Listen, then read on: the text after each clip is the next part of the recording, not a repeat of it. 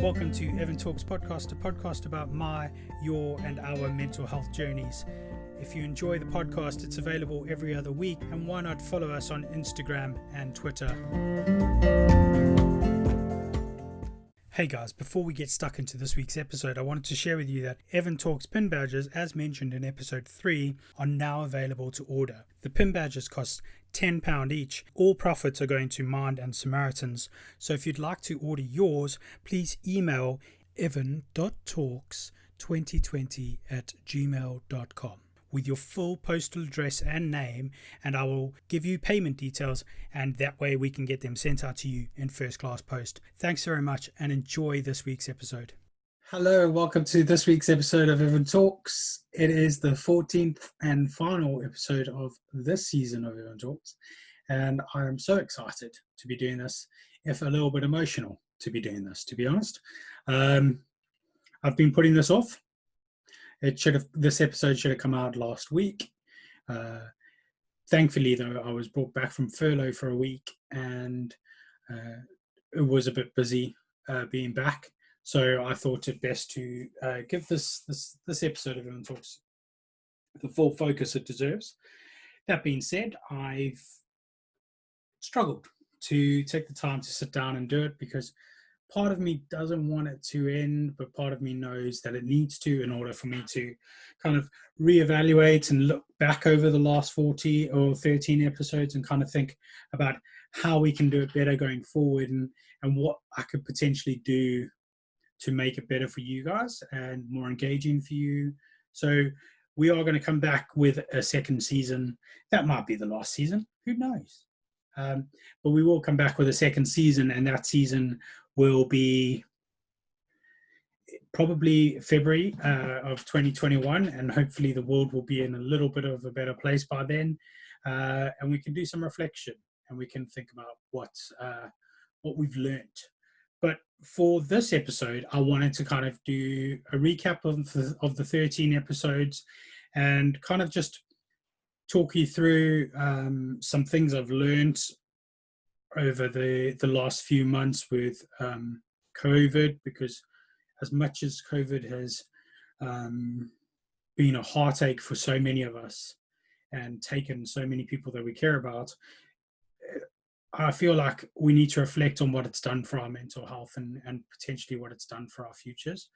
I just want to talk about what Evan Talks as an experience has taught me. I kind of was very ignorant into what this was going to do in terms of my mental health, but also what I was going to learn from it. I didn't really anticipate learning much from this process, but I feel like I've learned a whole bunch.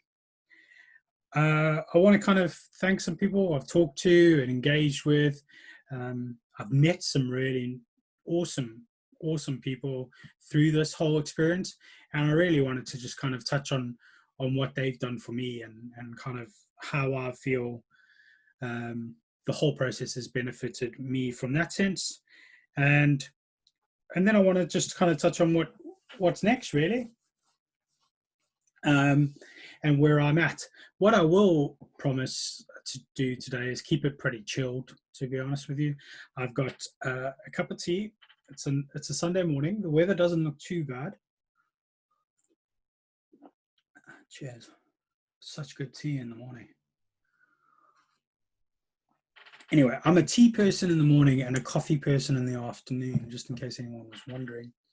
It's a weird thing that I go through, but one thing I've learned living by myself for the last 4 years, but also living by myself in isolation for the last 3 months, is that I've got some weird routines and routines that I think people might struggle with if I was ever to meet somebody and live with them. Because I've got some weird routines, like how I am in the morning and what I have to do in order to approach the day. So just to kind of get back on track, I am going to jump around, but I really wanted to just talk about the impact of COVID on people's mental health and kind of touch on something that I found quite interesting. I have got some different articles and stuff, and I'm going to try and link to those articles.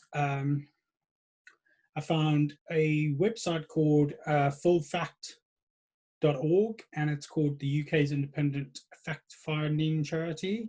Never heard of it before, but I was looking around. I was looking and doing some research around the increased numbers of suicides over the last 4 or 5 months that have been reported as a result of COVID. And interestingly, I've been under the impression that suicide rates have gone up, but at the moment, there's no statistics to prove that. There's no, unlike COVID, there's like sort of more real-time reporting in terms of COVID-related deaths and the numbers, and we've got the dashboard and everything else. There's no real numbers around suicides, and the information is obviously done. The reports are probably done by no, I'm not going to say probably, because they are definitely done by the Office for National Statistics. So the same people that put together the data for COVID, but they've confirmed that there's no real-time monitoring of suicide rates, and it's done retrospectively. So the last data we've got is up until, pardon me, that's the T, October to December 2019. So that's the last real data that we've got, and it's always scary, because when you read the statistics, I'm going to get the terminology exactly right. And we learned this while we were doing our mental health first aid training. And when somebody commits suicide, the term used is suicide conclusion or completion, because you don't want to say they've successfully committed suicide. So it's suicide completion or conclusion, and that's a horrible term. But that is something that we learned during our mental health first aid training. But we also learned, I've also read on the statistics for the suicide completions. So there's no numbers in terms of suicides increasing over the COVID period. What has increased is the pull on the resources from charities such as Samaritans, Mind, Sane, all of those sorts of good charities that are doing such good work. They've reported up to a 200% increase in the use of their services during this period.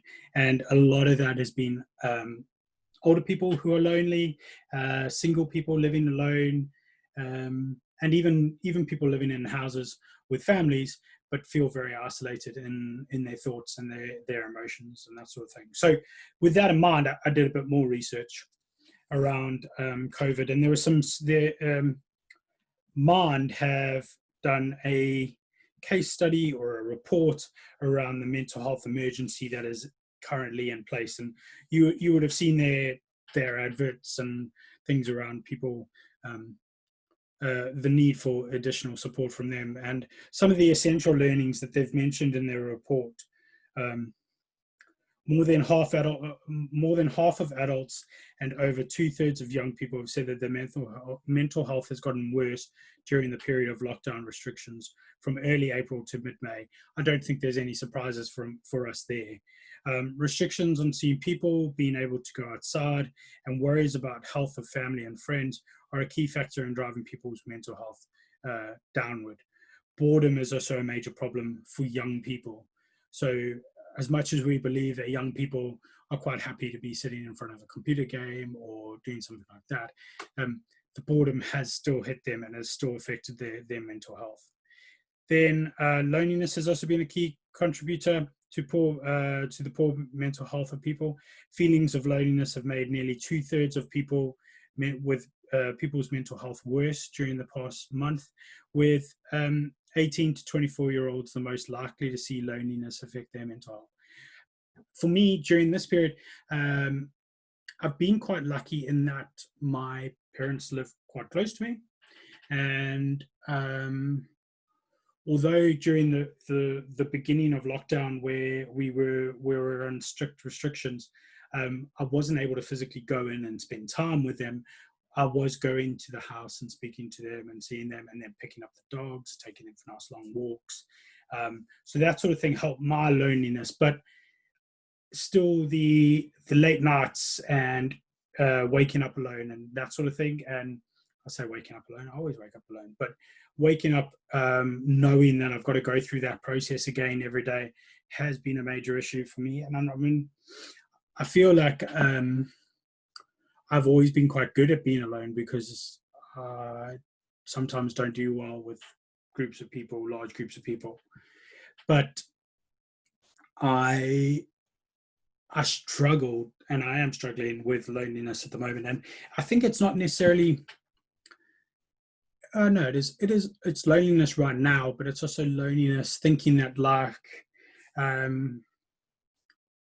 I've found the last 20 years living with this mental health problem, illness, whatever we want to call it, quite difficult and challenging. But then thinking, oh, I've got to do another 25 years, 30 years, however long I may live with this by myself potentially, is hard, is difficult to comprehend. So I have really struggled with that, and there's been some dark hours in my recent life where I've really just wanted to shut off completely. There's been a few days where I have done my normal, I'm just going to turn everything off, lie in a dark room and not talk to anybody.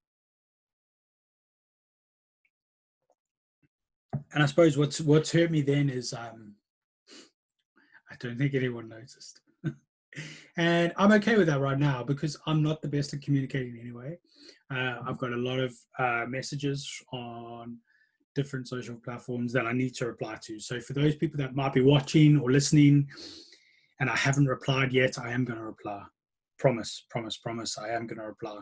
But sometimes you are your own worst enemy when it comes to that sort of thing, because you are pushing people away naturally because you are uncomfortable in social situations, or you don't feel comfortable in who you are, so you push people away. And then when there's no one there anymore and no one listens and no one seems to care, if you like, but they do care, but nobody seems to care, then it hurts that much harder. And I think I've got to remind myself, I've got to remind myself on a daily basis that sometimes I am the one pushing people away. So I need to be mindful of that and kind of stop thinking about that. And I think that's a message for anyone really, is be mindful of how you push people away, or you bubble yourself up. And if you're doing that and you are keeping people at an arm's length distance, when you do need people, you will need to reach out. And that's often one of the most difficult things for us to do as men with mental health problems, but also just as a society. Reaching out and asking for help isn't always something that comes naturally for us. So I think that's one thing that COVID has taught me, in that we've got to be mindful of the situations that we also create. I'm not saying that we need to blame ourselves, because that's the last thing I want to say, is because I don't believe that we create the problems for ourselves. But I do feel that sometimes we need to acknowledge that if people aren't around, there might be a reason for people not being around. And it's not because you are depressed. It's not because you are not a nice person, or nobody loves you or cares about you. It is probably because you've inadvertently maybe pushed them away. And that's often difficult to deal with and kind of acknowledge in yourself. Another finding from, all the stars in so nicely, and I didn't even plan it. Another finding from the Mind study was that many people do not feel entitled to seek help and have difficulty accessing it when they do. 1 in 3 adults and more than 1 in 4 young people did not access support during lockdown because they did not think they deserved the support. so that just kind of reiterates what I was just saying, where people might need help and might want help, but not necessarily feel like they are owed any help or they don't deserve any help because they've pushed people away and they've made the circumstance, not that they have made the circumstance, but contributed potentially to the circumstance. A quarter of adults and young people who tried to access support were unable to do so, not feeling comfortable using phone or video call technology has been one of the main barriers to accessing support. And one thing I'd really want to encourage is that there are so many different ways in accessing support now, and there's so many different forums to access support.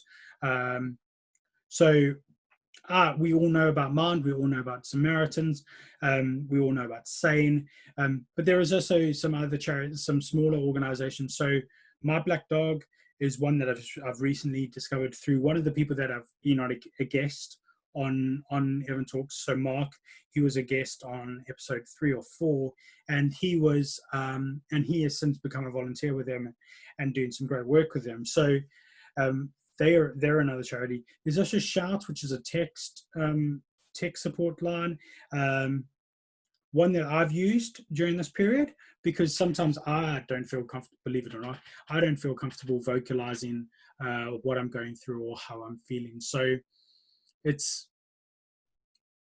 one that I've used a couple of times, and it's good. It's just like a little text message, and it kind of takes your thoughts away from whatever you're thinking about anyway. So it is useful to go through.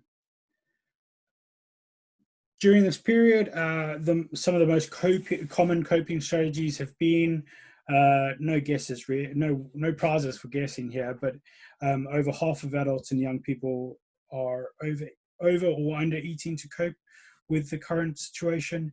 Nearly a third are using alcohol or illegal drugs, with 18 to 24-year-olds using this coping strategy more than over 25s. A third of young people with existing mental health problems are self-harming to cope, which makes me sad inside, because I understand why they do it, because I've been there. Although when I was doing it, I didn't really understand what I was doing. And it's difficult. And no, I wouldn't say I've had the urge to self-harm, but it is one of those things where you think about it, and you think about ways in which you can release pain, distract yourself from the pain or distract yourself from the thoughts that are going on in your head. And one of the things that I know has worked for me in the past was self-harming. But like I said, when I was doing it at that time, I didn't really know what I was doing. Connecting with family and friends online is the most popular way to cope amongst both young people and adults. One thing I must say that was a real game changer for me during this period was our Friday night quizzes that I got invited to, and I want to thank the people that invited me. They know who I am, or who they are. They definitely know who I am because they invited me, but they know who they are, and it was a weird experience. And I think I mentioned it in the last episode with Dave and Ken, when I said that every Friday, just before the quiz night, I would take a shower. Not that I wasn't showering every day, because I was showering every day, because that's how I approached the day. But I would take a shower. I would put a nice enough top on. This is one of the tops I wore quite a bit. So it's from one of my favorite shows, and the whole process of getting ready for quiz and having a shower, getting a bit, wearing a nice top for the diet or whatever, because it doesn't, let's be honest, nobody cares what you're wearing below. I am wearing shorts. I'm just going to make sure you're all comfortable and not freak you out. I am wearing shorts right now. But and putting on some deodorant, maybe some aftershave, was a real game changer for me. And it made me, sometimes there would be weeks where I wasn't interested in doing it, but that was me being me. Sorry, another cup of tea for people that were listening and not watching. Another sip of my cup of tea. And it was really, it was a really good experience. Okay, it was coupled with some copious amounts of alcohol too, just for some banter and some fun. But it really made me think that there was something to look forward to, and it wasn't just the same routine. Especially, I was quite late in getting furloughed, but when I got furloughed, that was one of the things I was quite glad to have in my life. There is definitely a crisis in terms of mental health at the moment, and there is going to be longer term effects, I believe, for this. So as people come out of lockdown and go back into the workplace, and a lot of workplaces aren't anticipating going back physically into the offices and stuff until next year or early this year, later this year.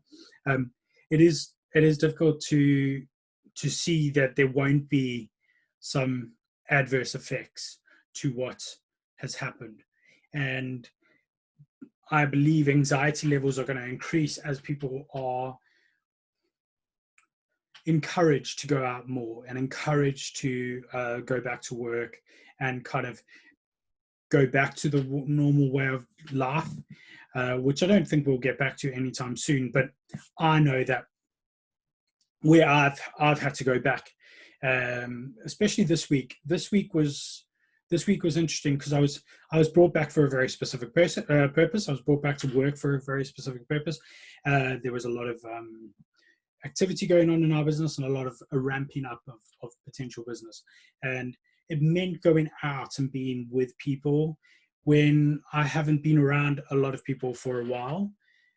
So going into areas and going into places where potentially they've been working for a while. So in some of the environments that I went into, there was people that have been doing that job for the last 3 or 4, maybe even 8 weeks.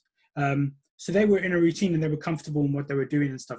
But I was very nervous and anxious about going into those places. And I think a lot of people are probably going to go through that at some point over the next few months if they haven't already gone through it.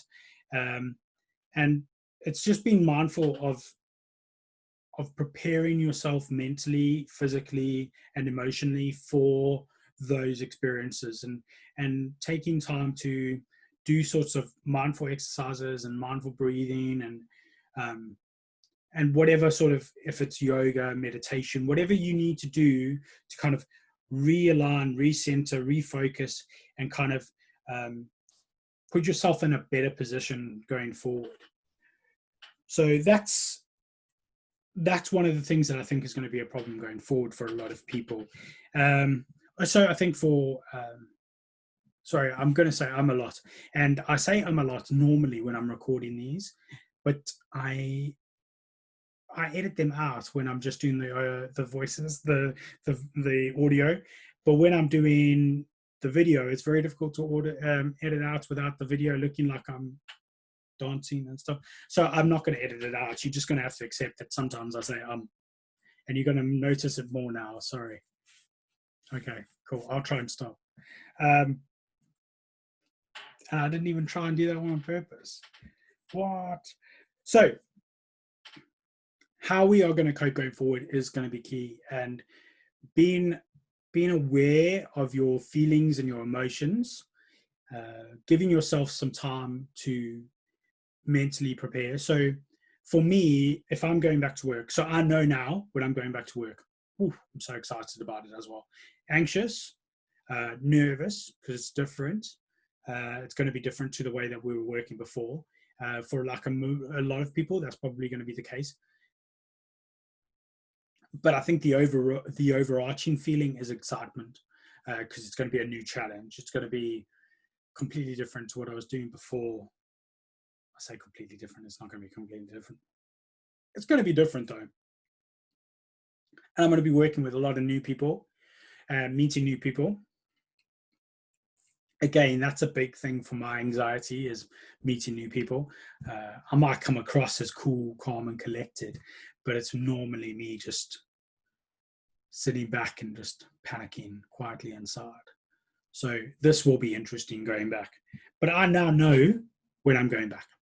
So I'm going back in 2 weeks' time. I am going back for a period of 3 weeks, and then I've got jury duty service, I think. I don't know if I'm allowed to say that in public. I didn't read that. I mean, there's no way of knowing what case I'm going to be on. Interesting. Did I just compromise myself? I don't know. Maybe let me know in the messages if I have. I mean, there's not that many people that listen to this. There's not that many people that know about my podcast. So you are the elite few.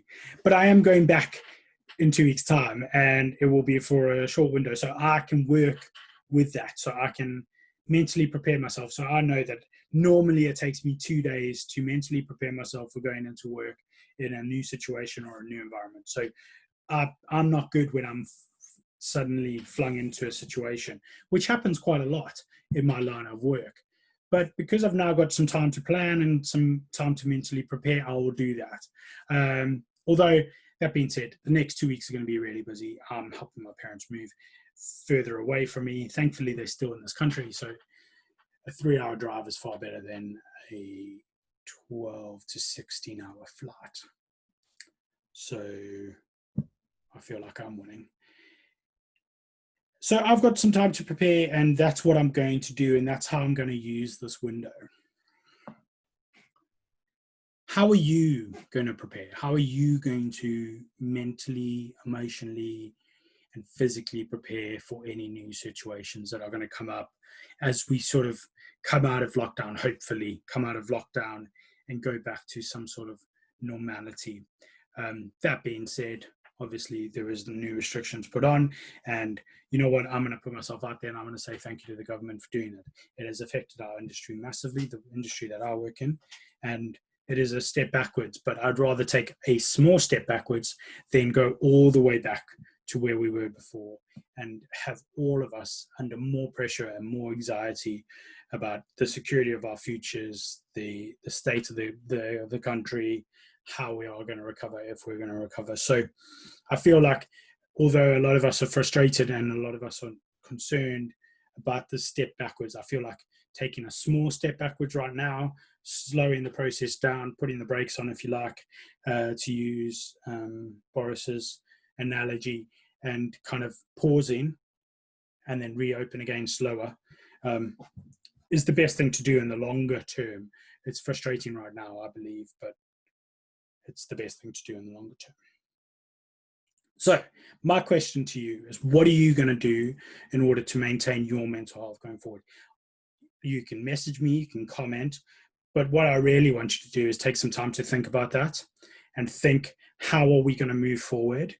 And what are the processes and what are the controls and what are the practices and behaviors that I'm going to introduce in my own life to kind of make that process easier? Because I know that it is going to take some getting used to, and it is going to have an impact on where we're at. Great. How are we doing? I'm going to take a sip of my tea. How cute is this mug? So it's a little French Bulldog mug. It's with like gold leaf sort of effect and a gold handle. And it's double-sided, so I get French Bulldogs on both sides. But I'm being very conscious to make sure that I show you a French Bulldog as I drink it. That tea's getting cold. So, what's next? This is so weird, eh? This is kind of like sitting down and just chilling with Evan Judge for half an hour. My next point on here was what As Evan Talks taught me. And it's taught me a lot. And I, for the longest time, thought that we weren't doing enough. And we probably weren't doing enough to talk about mental health. But when I came into this and I started putting myself out there and I started speaking and I started doing a bit more research and I changed the sort of hashtags that I follow on social media, and I started delving deeper into people and who they are and what they're doing, I learned that there's loads of great people doing loads of great stuff.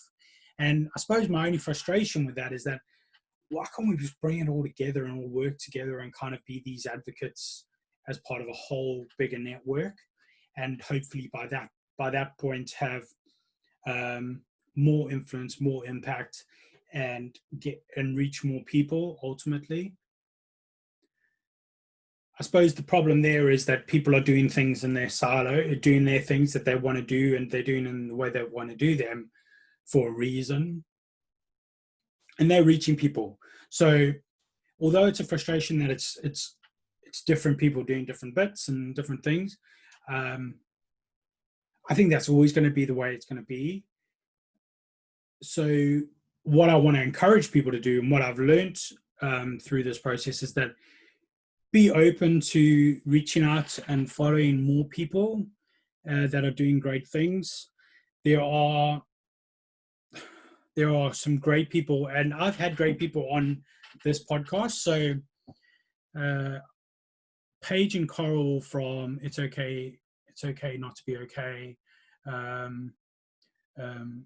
or I think they've now changed their Instagram handle. So Sisters Stopping Suicide. So if you looked at any of those things, you would find them, and they've had some shout outs from some really cool celebrities and people letting people know that they're doing some great stuff. They are two very inspirational people for me. And I had them on one of my episodes, and we talked about what brought them to start the podcast, to start their Instagram page. They've now started up a YouTube. Well, they had a YouTube page. I think they've just started doing a lot more on YouTube, which is great. So I would encourage you to have a look at them, because I've got 140 followers on Instagram for Evan Talks.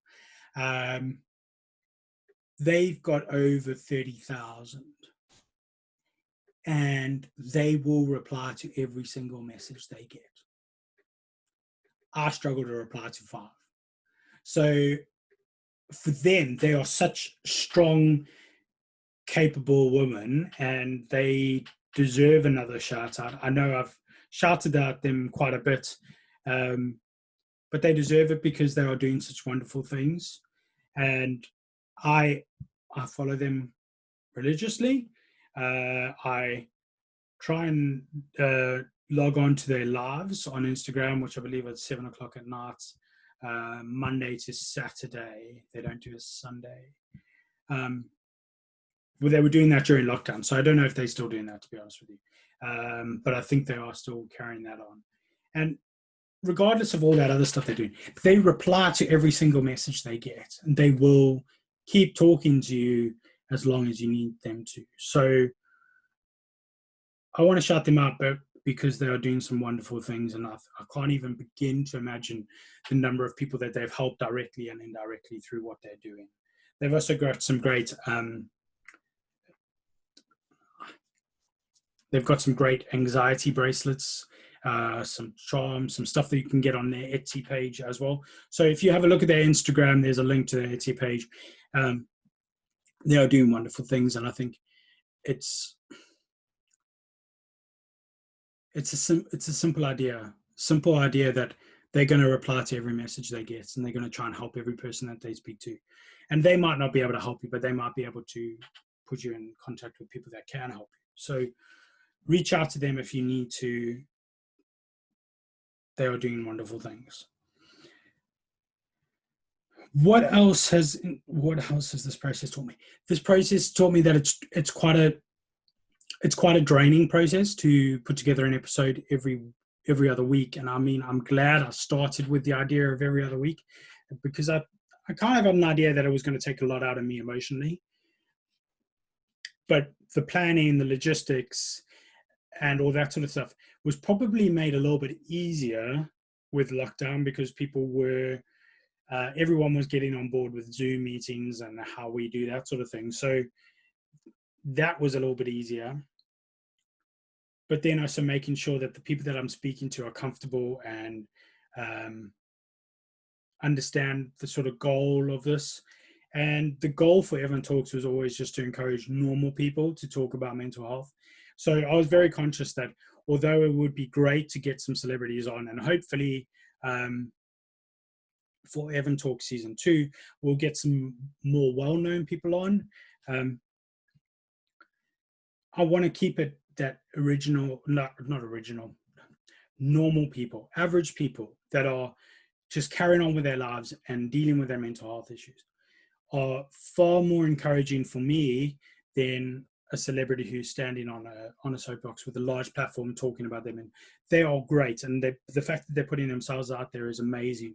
And all these great forums that are happening, the heads up stuff that Prince William's doing with FA and all of that sort of thing is amazing. And the little specials that are popping up on Sky are wonderful, because it's these people that we look up to, and you kind of getting an insight into their mental health issues, and how the trolling and how the pressure of the position that they're in, fine, they get paid a heck of a lot of money to do that job, but the pressure is still very real for them. And no matter how much money you get paid, you're still going to have that pressure. So we all need to appreciate that they are going through something too. I think we're very conscious about being nice, being kind, until somebody doesn't score on a major event or a major match or something. And then we forget that they're human, and we abuse them on Twitter and Instagram and wherever. And then they still have to go home at the end of that day. And they still have to wake up the next day and try and do it all again and start over. And we're abusing these people. Can you imagine if you had a bad day at work and everyone in the world had an opinion on why you failed that day or had a bad day? I mean, I would hate that, because the number of times that I beat myself up about something I've done incorrectly at work or could have done better, and then some strangers giving me advice on how I should have done it and everything else. So come on, guys, it's difficult for people to do their day jobs when nobody's watching, never mind when there's 40,000 or 80,000 fans watching, and never mind the hundreds of thousands of fans that are watching from home in the comfort of their own home, and then being able to criticize you directly because they have that link into your social media accounts and they can direct message you. So Evan's Talks has taught me that everyone is going through something, and it even surprised me when I started getting messages from people, and a lot of the people that listen to Evan Talks I know, and those people were brave enough to say, hey Evan, thanks for sending this out or doing this, because it's actually meaning a lot to me because I go through something. And fair enough, a lot of them don't want to be on Evan Talks and don't want to, but the fact that they've stood up and they've told me and they're talking to me about it, it means everything to me. And I thank those people for reaching out and speaking. And again, I promise I will message you back if I haven't already done so. So Evan Talks has taught me a lot, and I think it's taught me a lot about how I can do things differently for the next round of podcasts, which there is going to be one more at least, and it is going to be at least 12 episodes long, and I am going to try and make sure that I get quite a few new people involved, but also touch base with some of the older people. And talking about some of the people that have been on the previous episodes of Evan Talks, I just want to kind of thank them and shout out them specifically. It's great because I can see how many people were listening to particular episodes, and it's been cool because the episodes I've enjoyed the most are the ones that have been listened to the most, and the episodes with just me have been okay received, but I think it's because people want to hear a different side of it. So the first episode I did by myself was when I talked about myself and my journey and stuff. That has had the most listens by far, but I think it's because it's the first one, and that's how people kind of want to understand the process and understand what we're talking about. But I think it's also good for them to get a background. And then as the episodes continue, you can see where people are picking and choosing what ones they want to listen to. And I'm thankful that the episode with my brother, which is probably not the one I most enjoyed because I was quite nervous about it, but it was definitely the one that meant the most to me, because I honestly believe that during that, although my brother and I had have a good relationship, or albeit not the relationship that we speak to each other every day or anything like that. We live in different countries. We live very different types of lives. He's got a beautiful family of two beautiful daughters and an amazing wife, and they are a unit that I am envious of, because they are when I went back and visited them, the way they all work together, they've got a lot of help, but the way they work together on a daily basis, and they have their routine at night and all that sort of stuff, it's probably stuff that every family does, and it is, especially when you've got young children. But seeing my brother in that position and seeing how much those girls look up to him, love him, just adore him, want to be around him as soon as he walks through that door at the end of a day. And the way that he's obviously had a very busy working day, and he comes in and then he just turns it on and he's back into dad mode and doing some wonderful things. I mean, I admire them and love them all so much. But having that conversation with him, I think after we did it, we had a quick chat and we kind of talked about just general life stuff. And I'm glad we had a bit of a general chat afterwards, because I think if we just ended the conversation when I stopped recording, I would have been quite emotional. And after doing it, we did it one evening, and after doing it, I kind of went to bed and kind of just lay there and think, you know what? I didn't always appreciate what he was going through when I was struggling with my mental health. So that episode meant so much to me, and I'm hoping that I can get him back for next season's one. Maybe we can do him on episode 2 again, and kind of catch up and see where he's at, and see how life has evolved for him, and how life is different.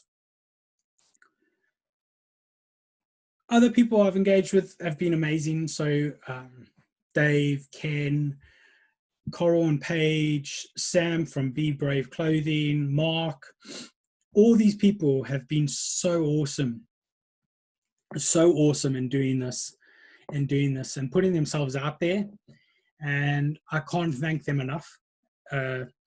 Dave and Ken enjoyed it so much they came back for a second episode in the first season, and it was great to have like the three of us talking and having a conversation like we probably would if we were in a room together, although socially distanced. Yeah, I really enjoyed having those guys on, and I think Dave and I, as Dave has always been my senior in the workplace, we've kind of grown to, well, I think, respect each other on this platform quite nicely. And the fact that he's felt comfortable opening up, when previously I think he would be open to saying that he was a bit of a closed book when it came to his emotions and didn't really share stuff.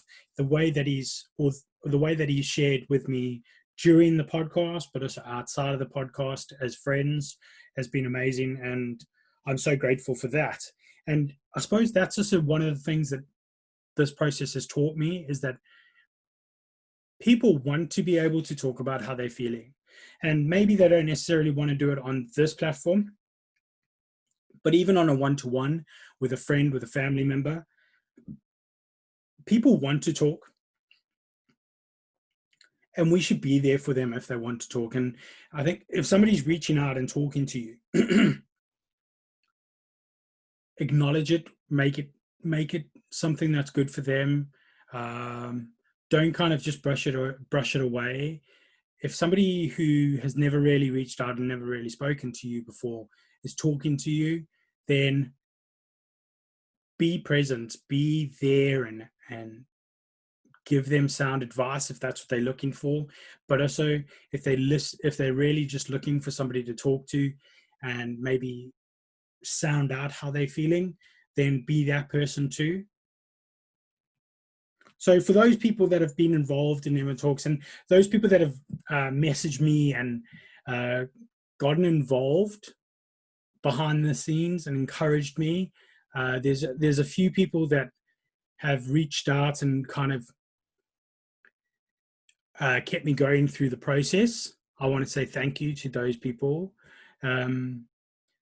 Those are people that I maybe didn't necessarily anticipate hearing from and getting engagement from, but they have carried the process through and carried me on and kept me going. And I think it's interesting because when I said that last week in last week's episode, or the week before, sorry, that this was going to be the last one, I got a lot of messages saying, "Why is it the last one? Da, da, da, da, da. What are you going to come back? Are you going to do more? What?" So the reasoning for stopping now is because I feel like we've been through something in terms of COVID, which I didn't anticipate at all, and what I want to do is really take time to reflect and learn and grow as a person before carrying on with the next however many episodes. So that's why I wanted to kind of take a break and stop and then reevaluate. I am going to come back. Evan Talks is going to come back, like it or not, it's coming back. And that is because of those people that have kept messaging, kept encouraging, kept going, that sort of thing. So I want to thank all of you, and I want to thank all the people that have been on the podcast, because without them, it would have just literally been an episode like this. And if you're still watching now, I'm just going to, well done, because I didn't anticipate anyone to still be watching right now. So what will be next? Evan Talks will be back. And like I said, it will probably be in February 2021, where, if you remember, the first episode was in February this year. And we'll do the same sort of format. We'll have every other week. I'm going to try and do more video and that sort of stuff, because that seems to be well received, and try and keep some of the same sort of themes going, what we can do, how we can learn. But one thing I really want to learn about in the meantime is about resilience and building resilience, because that's an important part of managing with a mental health condition, illness, whatever we want to call it. So I'm going to do some research on resilience and kind of learn a bit more about that, and maybe get some coaches, life coaches in, and speak to them and learn from them. So that's the idea. But also I want to get some I've already engaged with a few people that, one, Belinda, who lives down in Australia or New Zealand,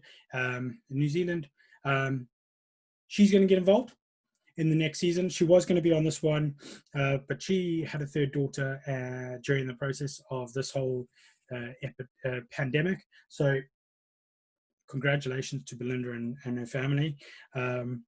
But I want her to get involved and kind of talk a little bit. She's doing some coaching about resilience, but also about burnout in terms of women with new babies. And then also some other people that I've been messaging in the background, and we will get them on too. And I'm excited to say that there's going to be some more female voices in this forum, although I didn't anticipate having only men for so long. So thank you to all the people. So Evan Talks will be back. If you haven't already done so, can you please purchase one of these? Because I've got about 80 of them still to be purchased. And then once they're all purchased, I can make some valuable donations to Samaritans in Mind. So if you've already bought one, you can buy a spare, because they're definitely worth buying two of. And if you haven't bought one already, or you want to buy some for friends and family who maybe you want to talk, get them to listen to a bit more about Evan Talks, please can you purchase one, so that I can make those donations to the charities that need them most. For everyone else, for those of you that I haven't maybe mentioned, thank you. Thank you for being part of this journey. Thank you for just being engaged and staying engaged. Instagram is a fickle thing, But one thing I can say is I haven't lost loads of followers. So I haven't gained loads and then lost loads. I've just kept with those people that I think are the ones that are listening every week and keeping the numbers ticking over, or listening every other week. So for those people, I want to thank you. It means so much to me. And I wouldn't have kept doing it as long as I have if people weren't engaged and weren't getting involved. And for you people, thank you. And I look forward to being back with Evan Talks in 2021, where hopefully the world is in a slightly better place. Thank you so much for listening. Be safe, look after yourselves, but also if you need to talk, remember, you can reach out. Evan Talks, message me, email me, whatever it is. evantalks.com is available, and will be staying a live website for the foreseeable future. And I might stop blogging during that process so that we can keep some engagement going. Perfect. Thanks very much, guys. And I am very grateful for all of you for keeping listening. And you can see that I'm trying to find the stop record button and failing horribly. Thank you so much. Thank you for listening to Evan Talks. And if you'd like to know any other information about Evan Talks, or you would like to get involved, please check out evan-talks.com for more information.